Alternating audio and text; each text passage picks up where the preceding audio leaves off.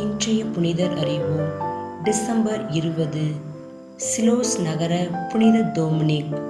வலியோர் முன் எளியோர் நிற்க முடியாது என்று பலர் கூறினாலும் அநியாயத்திற்கு எதிராக நின்று துணிச்சலுடன் கைதிகளுக்காக போராடி அடிமை மக்களுக்காக அவர்களின் நல்வாழ்விற்காக உழைத்தவர்தான் டோமினிக்.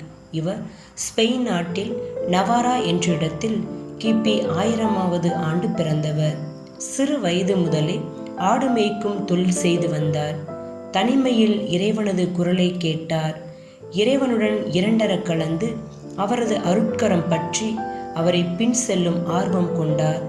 இதனால் ஆசீர்வாதப்பர் துறவு சபையில் சேர்ந்து பயிற்சி பெற்று துறவியானார். பின் அம்மடத்தின் நவதுறவிகளுக்கு பயிற்றுனராகவும் மடத்தின் தலைமை துறவியாகவும் உயர்ந்தார்.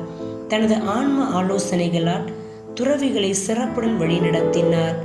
நவாரா அரசன் 3ஆம் கார்சியா சான்செஸ் என்பவன் துறவு மடத்தின் நிலப்பகுதிகளை அபகரிக்க முடிவெடுத்த வேளையில் அதை அறிந்த டோமினிக் அரசனை கடுமையாக எதிர்த்தார். வலியோர் முன் எளியோர் நிற்க முடியாது என்று பலர் கூறிய போதும் துணிந்து அநியாயத்திற்கு எதிராக குரல் கொடுத்தார். அதனால் அரசன் டோமினிக்கையும் அவரோடு 2 நவதுறவிகளையும் நவாரா பகுதியிலிருந்து விரட்டியடித்தான். எங்கு செல்வது என்று தெரியாமல் திக்கு தெரியாத பாதையில் நடந்தார்கள். துயரத்தின் மத்தியிலும் நம்பிக்கையை இழக்காது இறைவனிடம் ஜெபித்தார்கள்.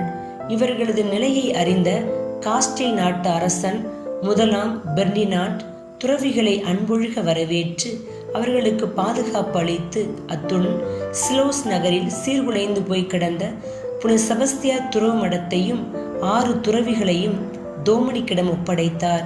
தலைமை துறவியாக நியமிக்கப்பட்ட டோமினிக் குறைகள் அனைத்தையும் சரி செய்து மடத்தின் ஆன்மீகம் மற்றும் பொருளாதார மேம்பாட்டிற்காக உழைத்தார். புத்தகங்கள் வடிவமைப்பிற்கும் தங்கம் வெள்ளி வேலைகளுக்கும் கல்வி உதவி மற்றும் இரக்கச் செயல்களுக்கும் உரிய இடமாக உருவாக்கினார். முசார்பிக் வழிபாட்டு முறையை பின்பற்றி வழிபாடுகள் நடத்தினார். ஸ்பெயின் மொழி இலக்கியங்களை பாதுகாத்தார். மூர் இனத்தவர்கள் மக்களை அடிமைகளாக சிறையில் அடைத்து கொடுமை செய்த வேளையிலே அவர்களுக்கு இழைக்கப்படும் கொடுமைகளை நிறுத்த வேண்டி குரல் கொடுத்தார். அது மட்டுமன்றி அவர்களை விலை கொடுத்து வாங்கி விடுதலை அளிக்க பிற மக்களிடமிருந்து நன்கொடைகளையும் பெற்றார். டோமினிக் வாழ்ந்த இந்த மடம் பெரிய நூலகம், முந்தைய கால பொக்கிஷங்கள் நிறைந்த மடமாக விளங்குகிறது. மக்களோடு மக்களாக வாழ்ந்த டோமினிக் 1073ஆம் ஆண்டு டிசம்பர் 20ஆம் நாள் இறந்தார். விசுவாசிகளின் நம்பிக்கைப்படி குழந்தை இல்லாமல் இருந்த ஃபெலிக்ஸ் தே காஸ்மேன் மற்றும் ஜோவன்னா தம்பதியினர் இவரிடம் வேண்டுதல் வைத்து மன்றாடியதன் பயனாக ஓர் அழகிய ஆண் மகனை பெற்றெடுத்தார்கள். அந்த குழந்தைக்கு இவரின் நினைவாக டோமினிக் என்று பெயர் வைத்தார்கள். பின்னாளில் இந்த டோமினிக் தான் சாமிநாதர் சபையை தோற்றுவித்தவர். புனிதரிடமிருந்து கற்போம்.